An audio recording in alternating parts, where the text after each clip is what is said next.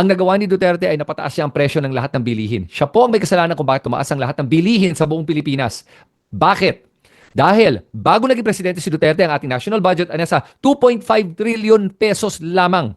Nung naging presidente siya at pag-alis niya nagbilang presidente sa kanyang termino, umabot na ng over 5 trillion pesos ang national budget. Hindi lang yon. Ang nagpataas ng presyo ng bilihin ay dahil bago si Duterte naging presidente, yung ating national debt ay nasa around 5 trillion pesos. Pag-alis si Duterte, umabot ng 14 trillion pesos ang utang ng Pilipinas.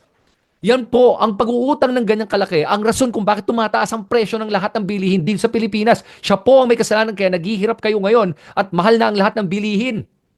Oh, yan ang ginawa niya. Sa kanya mo sisihin nyo dahil yan ang katotohanan. Those are facts. That's data. Sa mga nagsasabi naman, ginawa niya yan during the pandemic, nung panahon ng pandemya.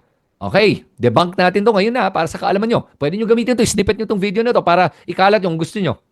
Nung panahon ng pandemya, umutang siya ng about 2 trillion pesos.